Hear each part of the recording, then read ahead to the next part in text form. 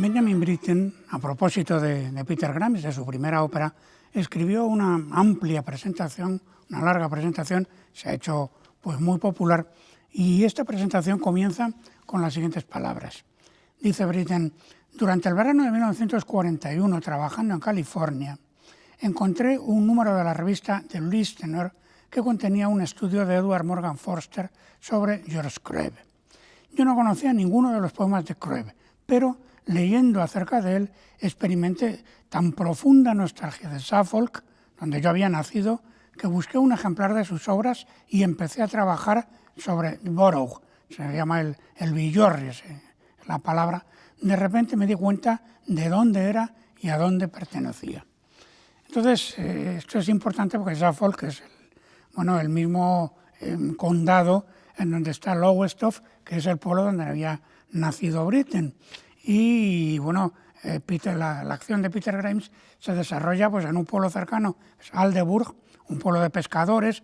En la época pues era un pueblo, unas condiciones de vida absolutamente míseras, y en Aldeburgh es donde Britten luego compraría una casa, que sería la casa donde residiría pues los últimos 30 años de su vida prácticamente, ¿no?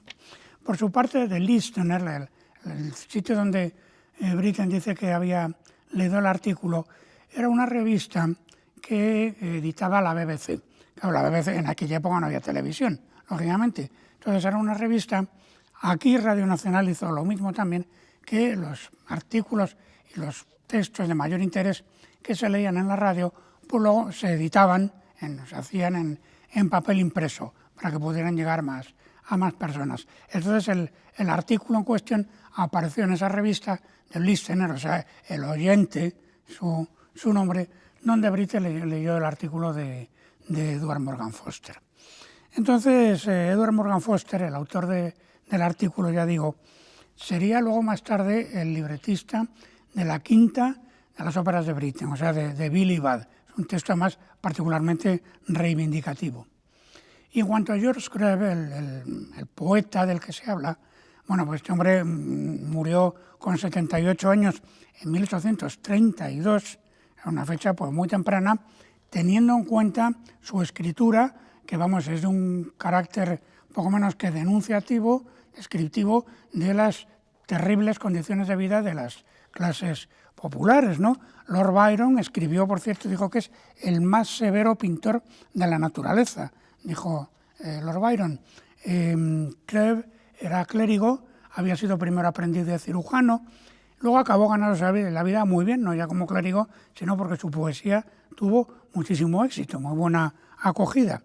Entonces, Britten ya tenía noticia de la existencia de Crabbe por un artículo famoso que había aparecido de René Chon, que se había editado en 1903, y que se llama Un poeta realista en Inglaterra.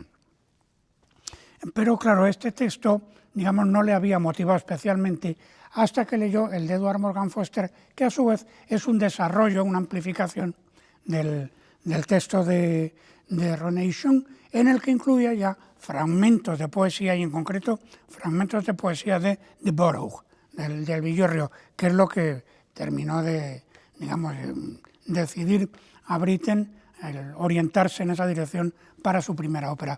Si no fuera una fecha tan temprana y el texto, por supuesto, no estuviera escrito en verso, casi podríamos hablar, hablando de Crabbe, de naturalismo, de que era un adelantado del naturalismo, por lo que sus textos tienen de denuncia de las míseras condiciones de vida de las clases populares.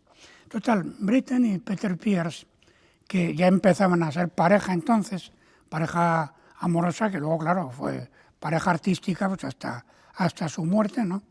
Se habían ido a Estados Unidos en 1939 huyendo del fascismo que iba cada vez creciendo más en Alemania, de los riesgos de la posible guerra, y sobre todo porque pensaban que en Estados Unidos podrían vivir su relación amorosa pues con mayor libertad, porque claro, en aquel entonces la homosexualidad en Inglaterra era un delito, esto hasta los años 60, y aquí en España exactamente igual.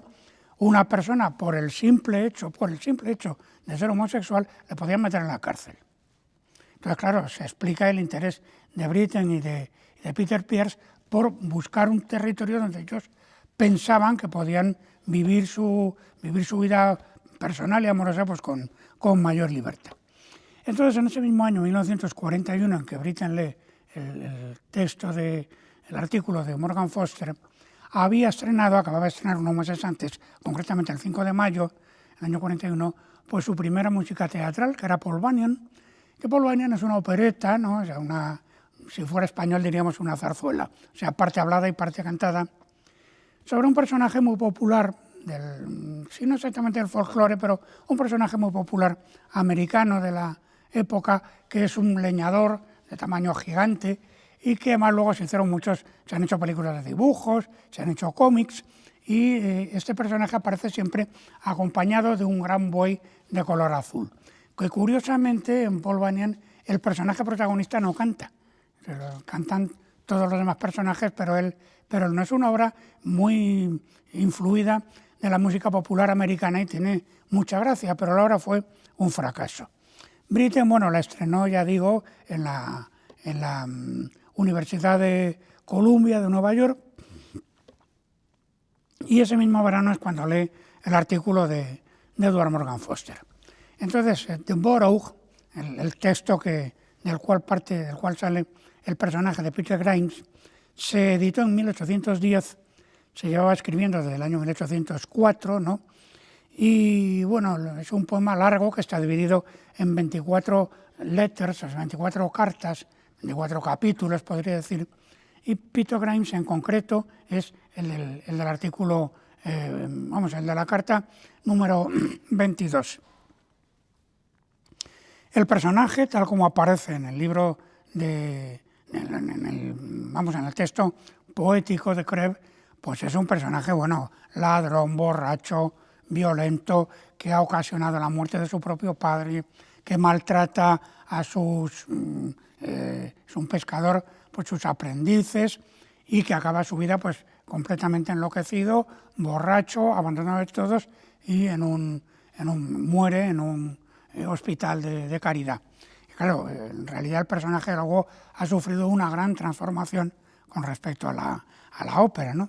Pero claro, el carácter marginal del personaje es lo que inmediatamente atrajo a Britten y a Peter Pears, que ya eran pareja de hecho, digamos, y que empezaron a trabajar juntos y desarrollaron lo que en cine se llamaría un tratamiento. O sea, no el libreto de la ópera, pero sí un desglose en la conversión del texto poético en un texto dramático. Organización en escenas, bocetos de textos en prosa para los diálogos de las correspondientes escenas. Y el problema que tenían los dos es que, claro, necesitaban un escritor que le diera verdadera forma literaria a la idea que ellos tenían. Entonces, están todavía en Estados Unidos, se dirigen primero a Winston Oden, que había sido precisamente el libretista de Paul Bunyan. Y Winston Oden no quiere saber nada. Luego Winston Oden, junto con Chester Carman, sería el libretista de la ópera de Stravinsky, del Rijks Progress, y serían también los libretistas de dos óperas de Hans Werner Henze. Pero en aquel momento sobre este texto de Crabbe no les interesaba. Y también intentaron que trabajara Christopher Isherwood, que también había ido a Estados Unidos más o menos en los mismos años y con la misma intención, pero Isherwood tampoco le interesó el texto. Total, que en estos momentos interviene otra persona, un músico pues muy relevante, que es Sergei Koussevitzky.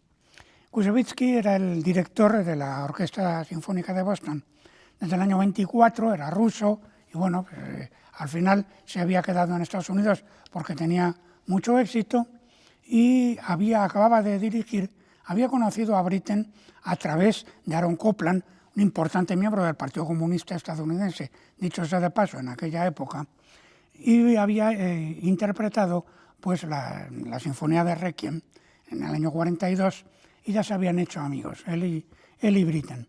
Entonces, claro, Britten le habló del interés que tenía, del deseo de hacer una ópera, pero que claro, que hacer una ópera era pues como un mínimo un año de trabajo. Era muchísimo trabajo, hay que componer muchísimos compases, hay que orquestarlo, en fin, y que claro, pues que que eso le suponía una inversión de esfuerzo que no podía afrontar económicamente. Y fue precisamente Koussevitzky, es una persona fundamental aquí, el que le encargó la ópera a Britten, porque la segunda mujer de Koussevitzky, que había sido bailarina en el ballet del Bolshoi, pues acababa de morir. Y entonces Koussevitzky acababa de crear una fundación precisamente, bueno, pues para favorecer a los músicos que tuvieran necesidad de apoyo, y en el caso concreto de Britten le dio $1000 de la época, que era una cantidad muy crecida, le encargó la ópera, y la única condición era que la ópera tenía que estar dedicada a la memoria de la mujer fallecida, de la esposa fallecida de Koussevitzky, condiciones que por supuesto Britten aceptó y evidentemente cumplió.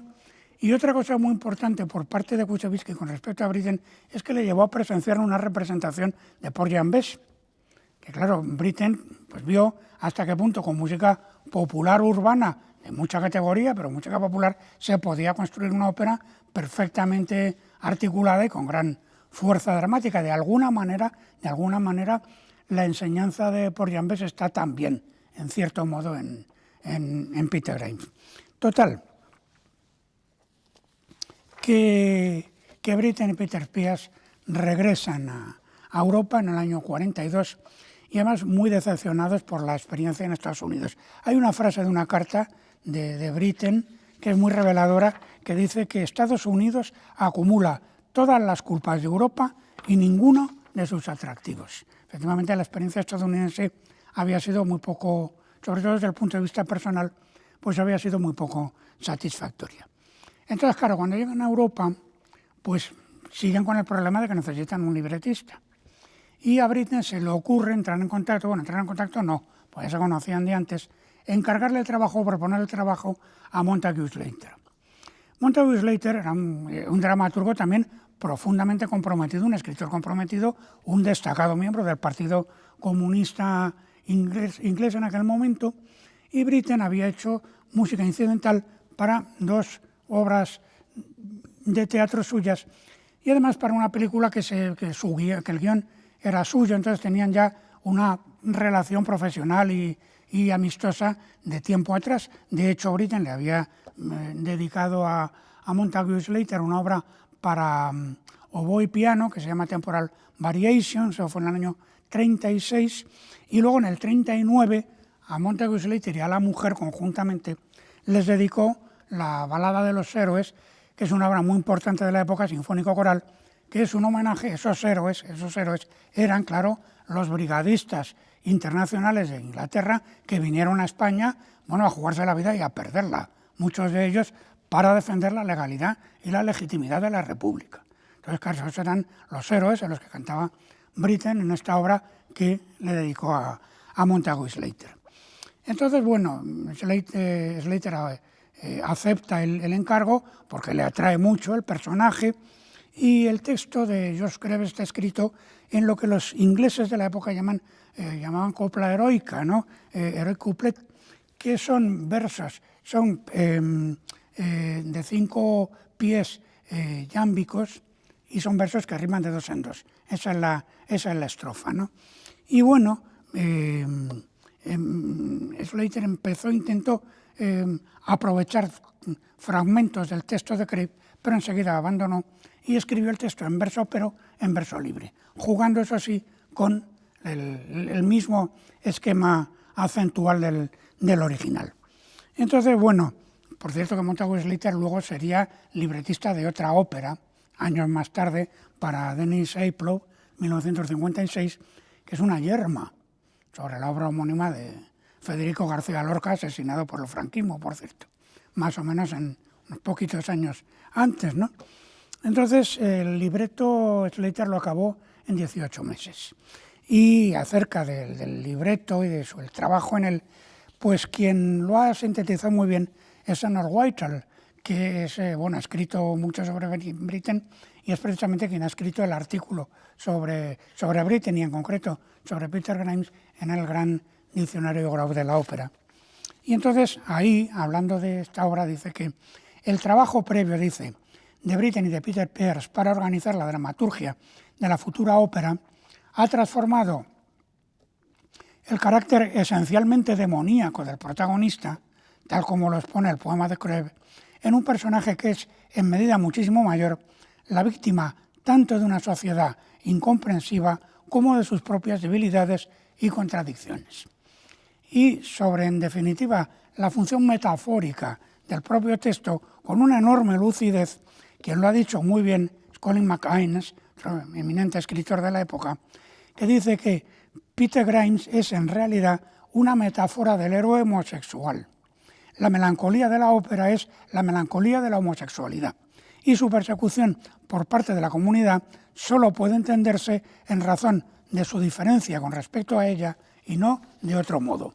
No hace falta decir que en Peter Grimes para nada se habla de la homosexualidad, pero que el personaje de alguna manera se puede entender como de una metáfora de ese tipo de aislamiento y de persecución por parte de la sociedad convencional, pues realmente es una visión audaz, si se quiere, pero no desprovista de razón y de lógica. El caso es que, bueno, el libreto está acabado a finales del año 43. Britten empieza a componer en enero del 44 y le lleva la composición un año y un mes o mes y pico. La idea era estrenar en el Sadler's Wells, en este teatro famoso londinense, que se estaba usando durante la guerra como hospital de sangre. Pero bueno, la idea de Britten era esa. Y luego, por otra parte, es importante porque la compañía del Sadler's Wells, actuando en otras partes, había contratado precisamente a Peter Pears. Y Peter Pears, un excelente tenor, como se sabe, pues claro, cantó por Rossini, Mozart, en fin, por lo que con aquella compañía podía cantar. Y Britten, precisamente, que había pensado el personaje de Peter Grimes para un barítono, cuando oye a Peter Pears cantando Mozart, en concreto cantando el Ferrando de Così fan tutte, con una grandísima ductilidad, pues comprende que el verdadero protagonista tiene que ser un tenor para que lo cante Peter Pears y efectivamente comenzará ya una relación de tipo profesional, de tipo artístico, que va a durar pues todas las óperas de Britten. Todo el personaje de tenor siempre está escrito pensando en ese grandísimo artista, por otra parte, que era Peter Pears. Entonces, bueno, el Sadler's Wells se había convertido en hospital de sangre, pero Britten ha hablado con Joan Cross, que es la directora de la compañía, los que habían contratado a Pears, y ella misma estuvo de acuerdo en que cuando se reinaugurase el teatro, se reinaugurara precisamente con Peter Grimes, que era una apuesta verdaderamente muy arriesgada, porque claro, era la primera ópera de un compositor de que, bueno, tenía un gran prestigio por el estreno de unas variaciones que se habían interpretado en Salzburgo años atrás, pero que, en definitiva, como compositor de óperas, pues era un desconocido, ¿no? El caso es que, bueno, el Britten acaba la partitura el 10 de febrero del 45 y el estreno tiene lugar el 7 de julio en ese mismo año, un mes después de la victoria aliada. Entonces, Eric Walter White, que ha escrito un libro absolutamente canónico y famoso sobre las óperas de Britten y que parece ser que asistió al estreno, lo describe en estos términos. La orquesta era demasiado pequeña para hacer justicia a los interludios. La escena estaba demasiado atiborrada como para poder hacer justicia a la acción. Claro, porque el Sadler's Wells es un teatro, y era un teatro pequeñito, ¿no? El lenguaje musical resultaba poco familiar para el coro y los cantantes y la producción estaba demasiado poco ensayada. Pero el impacto de la obra fue tan poderoso que cuando el coro final alcanza su clímax y el telón cayó lentamente, el hecho significó no ya la culminación de la ópera, sino también se hizo evidente que Peter Grimes habría de ser, además de ser una obra maestra en su género, marcaba el comienzo de una carrera operística prometedora y el amanecer de una nueva etapa en que la ópera inglesa habría de florecer por derecho propio. Realmente no se puede decir, vamos, de manera más clara y más exacta. Se estrenó, ya digo, en el 45, se le dieron 19 funciones, que no está mal, y al año siguiente se hizo en Estocolmo, en Amberes, en Zúrich, y en el 48 hay que tener en cuenta que en esta época muchísimos teatros europeos se habían destruido durante la guerra y otros, bueno, pues estaban una escasez de fondos absoluta. Bueno, pues en el año 48, es decir, pues 3 años después del estreno inglés, se hizo en Milán, en París, en Copenhague, en Berlín, en Graz, en Mannheim, en Brno, en Budapest. Se hizo en el Covent Garden una nueva producción, ahora ya claro, con un escenario mucho mayor y una orquesta pues en condiciones, y bueno, luego ya pues se hizo en Nueva York, en Los Ángeles, en fin, que de un solo golpe, el nombre de Britten se proyectó universalmente a través precisamente de su primera ópera. Stephen Walsh, sobre la música, lo ha descrito muy bien diciendo que la lozanía y novedad de Peter Grimes reside en su tratamiento brillante y multiforme del tradicional sistema tonal, enriquecido con 2 o 3 escalas modales. Esto va a ser ya una característica dominante del resto de las óperas de Britten. Él ha escrito el modo dórico y sobre todo, el modo frigio, con su característico tritono, pues va a ser el elemento dominante dentro de la poética musical de Britten, que claro, escribe música tonal, pero esa música tonal está siempre esa tonalidad un poquito indecisa, un poco clara, en el sentido de que la tonalidad, concretamente en Peter Grimes, pero en otras obras posteriores exactamente igual, se define sobre todo por las dominantes, incluso por las subdominantes, con lo cual la tonalidad, siendo música tonal, pero siempre hay una cierta indecisión, un cierto desequilibrio. Y luego, claro, lo modal, muchas veces, pues está a la vez coexistiendo con lo bitonal. De hecho, el gran dúo que tienen Ellen Orfold y Peter Grimes en un momento dado, pues ese dúo, la obra está escrita con armadura de claves, en fin, de manera absolutamente tradicional desde el punto de vista de la gramática armónica convencional. En ese dúo, ella canta en la mayor, es decir, con 3 sostenidos en la clave, y él canta en fa menor, es decir, con 4 bemoles en la clave. Y entonces, bueno, pues cada uno canta literalmente en una tonalidad hasta que él finalmente, no, ya cantan en mi mayor, con 4 sostenidos, perdón, hasta que él finalmente pues acaba cantando en mi mayor también, claro, aprovechando que el la bemol de la tonalidad suya coincide con el sol sostenido de la tonalidad de ella. Entonces esa ambigüedad le permite al final pues unirse a la tonalidad de Ellen Orfold, ¿no? Claro, por otra parte, pues las tonalidades del protagonista son sobre todo la tonalidad de la, mayor y menor, y la de re y la de mi. O sea, re, su dominante y su subdominante, mayores o menores, pero siempre relacionadas entre sí. Y mientras tanto las tonalidades de los habitantes del borough, del villorrio, ¿verdad?, pues son tonalidades con bemoles, mi bemol, si bemol, de manera que el antagonismo, el carácter irresoluble del antagonismo entre la tonalidad de la y la tonalidad de mi bemol, que la es Peter Grimes y mi bemol pertenece al pueblo, pues esa contradicción del tritono penetra toda la obra y claro, nos está dando cuenta del carácter inadaptado y del rechazo que produce en sus convecinos, ¿no? Por lo demás, lo importante de la obra es la orquesta. La orquesta tiene un protagonismo absoluto en Peter Grimes, y el propio Peter Pierce, cuando estaban hablando de la época en que estaban los dos construyendo el boceto del libreto, da una frase muy representativa que dice que Britten y yo pensábamos que el mar se encontraba en la orquesta, por lo que no es necesario verlo en escena. Y efectivamente, es que la orquesta desempeña el papel real del mar, ¿no?, de ese mar del que se está hablando constantemente. Y de ahí la importancia de los interludios orquestales, con el protagonismo orquestal, que bueno, esos interludios, que son 6, 4 de ellos los aprovechó el propio Britten para construir una especie de suite orquestal que además ha tenido muchísimo éxito, que se sigue haciendo regularmente en todas las orquestas del mundo. Y claro, este tema de los interludios viene de mucho más atrás.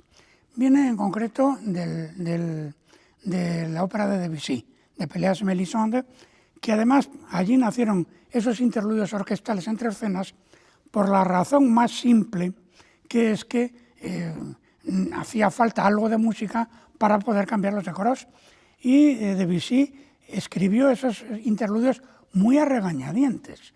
Y sin embargo, son unas piezas tan exquisitas que han conseguido convertirse en la verdadera expresión metafórica de los aspectos sentimentales fundamentales de la ópera. El famoso interludio del acto cuarto, basado en el que es el tema del destino a lo largo de la obra, pues tiene un papel absolutamente crucial. Luego, claro, en Wojciech, en Lady Macbeth de Shostakovich, pues esa presencia de los interludios orquestales es destacadísima.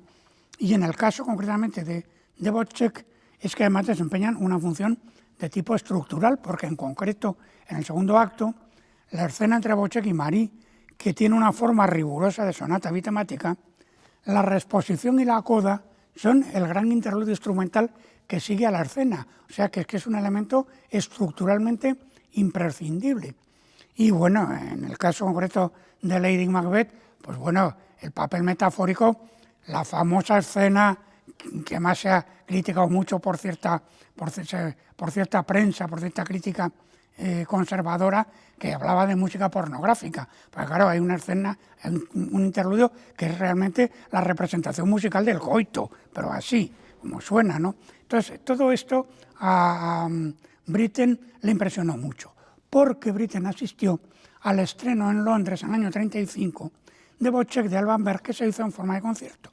Y Britten quedó tan impresionado por la obra de Berg que decidió irse a estudiar con él. Pero claro, como Berg se murió ese mismo año, pues no hubo lugar. Pero esto demuestra hasta qué punto pues ese papel de la orquesta quedó absolutamente marcado en la memoria y en la sensibilidad de Britten, y que luego el protagonismo que esa orquesta tiene en su primera ópera pues es absolutamente incuestionable. Esos interludios orquestales casi siempre lo que están haciendo es suministrar el material musical de la escena a la que preceden, casi siempre. Hay 6 interludios. Si la suite orquestal son 4, pero en la ópera hay 6 interludios, pero son 6 interludios muy elaborados, que son casi, funcionan perfectamente como piezas independientes, y además están organizados de manera que 3 de ellos están referidos al personaje de Ellen Norfolk, el primero, el tercero y el quinto, y el segundo, el cuarto y el sexto, pues están sobre todo referidos a Peter Grimes, al extremo de que el cuarto interludio es una passacaglia sobre un bajo recurrente de 2 compases que se repiten nada menos que 39 veces, sobre el que se desarrollan unas variaciones que tienen una dimensión completamente diferente. Es una passacaglia, digamos, irregular, pero que funciona perfectamente en cuanto que tal passacaglia. Por su parte, pues ese tratamiento de la armonía y ese carácter un poquito elusivo que tenía, pues es muy evidente en ciertos momentos. La obra, en principio Britten quería hacer una obra de números cerrados, pero luego las cosas no funcionaron así. Por ejemplo, todo la primera escena, pues es en realidad una especie de sonata monotemática, que hay una presentación, luego hay un desarrollo y luego una reexposición de ese mismo material. Pero, por ejemplo, el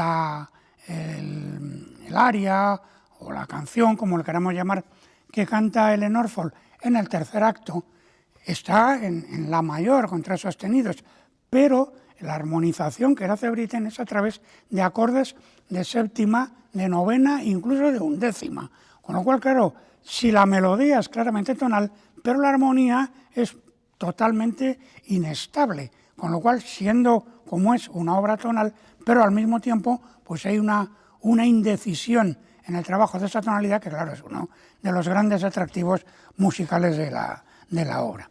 Por lo demás, ese interludio cuarto, el correspondiente a la passacaglia, es una perfecta representación del carácter obsesivo neurótico del propio Peter Grimes y de su naturaleza absolutamente obsesiva, ¿no?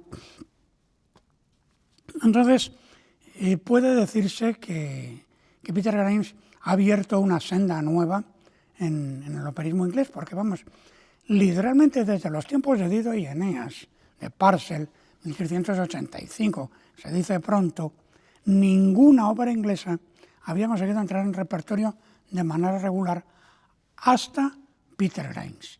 Precisamente Arnold Weital, al que me he referido hace un momento, Lo dice muy bien en ese mismo artículo del Diccionario Grof de la ópera, explicando que en comparación con otras obras como Wojciech o como la Katia Kabanova de Janáček, Peter Grimes es una obra más convencional de escritura y más conservadora del lenguaje, pero en términos de producción e interpretación es una de las obras del siglo XX de mayor éxito, junto con las de Puccini y las de Richard Strauss.